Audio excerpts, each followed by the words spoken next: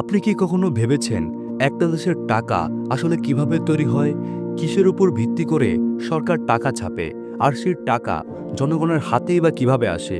এই ভিডিওতে আমরা খুব সহজভাবে এই প্রশ্নগুলোর উত্তর জানব। তাহলে চলুন ভিডিওটি শুরু করা যাক। টাকা মানে শুধু কাগজ না, এটা আসলে একটি বিশ্বাসের প্রতীক। আপনি যখন কোনো মানুষকে ৫০০ টাকার নোট দেন, তখন সামনের ব্যক্তি জানেন যে এই নোট দিয়ে সে বাজারে গিয়ে অনেক কিছু কিনতে পারবে। শুধু তাই নয়, টাকা সাধারণত সম্পর্ক ভাঙে, আবার সম্পর্ক গড়ে। টাকাকে ভাবা হয় বিশ্বের সবচেয়ে বড় আর শক্তিশালী হাতিয়ার। তাই মানুষ কথায় বলে থাকে, টাকা হলে সব কিছুই সম্ভব। এখন প্রশ্ন আসতে পারে যে টাকা সত্যিকার অর্থে কী কাজ করে, এবং টাকার কাজই বা কী? একটি দেশের মুদ্রা বা টাকা সাধারণত ৩টি কাজ করে থাকে। প্রথমত, লেনদেনের মাধ্যম, যার মাধ্যমে আমরা কোনো কিছু ক্রয় করি এবং তার মূল্য দিয়ে থাকি। দ্বিতীয়ত, মূল্য পরিমাপের মানদণ্ড, যার মাধ্যমে পণ্যর মূল্য নির্ধারণ হয়ে থাকে। তার মানে বাজারে কোনো জিনিসের মূল্য কত হবে সেটা মুদ্রা পরিমাপের উপর নির্ভর করে। তৃতীয়ত, মূল্য সংরক্ষণের উপায়, যার মাধ্যমে ভবিষ্যতের জন্য আমরা সঞ্চয় করে থাকি। সাধারণত এই ৩টি কাজ ঠিকভাবে হলে একটি দেশের অর্থনীতি সচল থাকে। এখন প্রশ্ন থাকতে পারে, টাকা এত বড় ধরনের কাজ করে, তাহলে এই মুদ্রা বা টাকা কিভাবে ছাপানো হয়? একটি দেশের টাকা ছাপানোর ক্ষমতা থাকে কেন্দ্রীয় ব্যাংকের হাতে।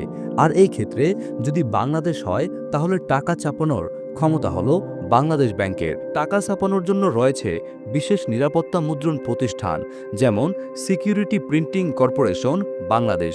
এখানে উন্নত মানের কাগজ, জলছাপ, মাইক্রোটেক্সট, হিডেন ইমেজ এসব দিয়ে টাকার নোট তৈরি করা হয়। ছাপানোর পর প্রতিটি নোট পরীক্ষা করা হয়, যেন কোনো ভুয়া বা ত্রুটিপূর্ণ নোট বাজারে না আসে। এখন প্রশ্ন হলো, দেশের কেন্দ্রীয় ব্যাংকের হাতে টাকা ছাপানোর ক্ষমতা থাকলেও মূলত কিসের উপর ভিত্তি করে ছাপানো হয় টাকা? নাকি যত ইচ্ছে তত টাকা ছাপাতে পারে কোনো ব্যাংক বা কোনো দেশ?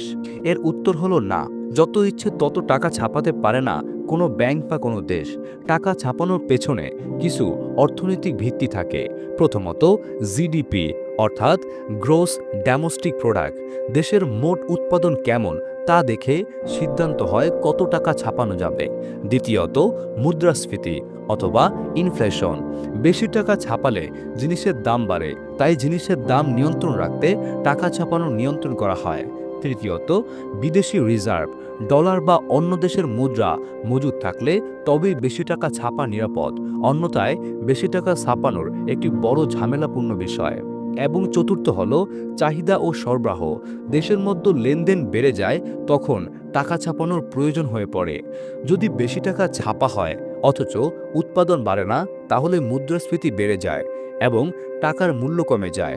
এখন প্রশ্ন হলো, টাকা ছাপানো হলো, কিন্তু এই টাকা কিভাবে জনগণের মধ্যে পৌঁছায়? প্রিন্ট করা টাকা প্রথমে যায় বাংলাদেশ ব্যাংকে, এরপর তা বিভিন্ন বাণিজ্যিক ব্যাংক যেমন সোনালী, ডাচ বাংলা, ব্র্যাক ইত্যাদির মাধ্যমে দেশের সব প্রান্তে ছড়িয়ে পড়ে।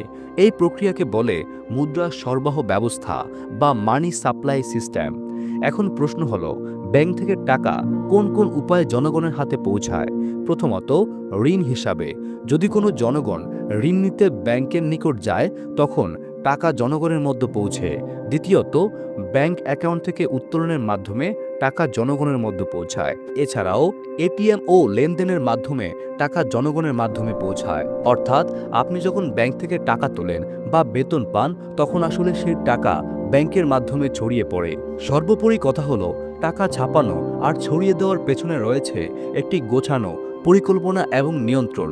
যদি এই ব্যালেন্স ঠিক না থাকে, তাহলে অর্থনৈতিক সংকট আসতে পারে। প্রিয় বন্ধু, আশা করি আজকের ভিডিও থেকে আপনি বুঝতে পেরেছেন টাকা কিভাবে কাজ করে, কিভাবে ছাপানো হয়, কিসের উপর ভিত্তি করে ছাপানো হয়, আর কিভাবে আমাদের হাতে আসে। ভিডিওটি ভালো লেগে থাকলে লাইক দিন, সাবস্ক্রাইব করুন এবং শেয়ার করতে ভুলবেন না। ধন্যবাদ ভিডিওটি দেখার জন্য। ফিরে আসবো আরও একটি ইনফরমেশনাল ভিডিও নিয়ে। ততক্ষণ ভালো থাকুন। আসসালামু আলাইকুম।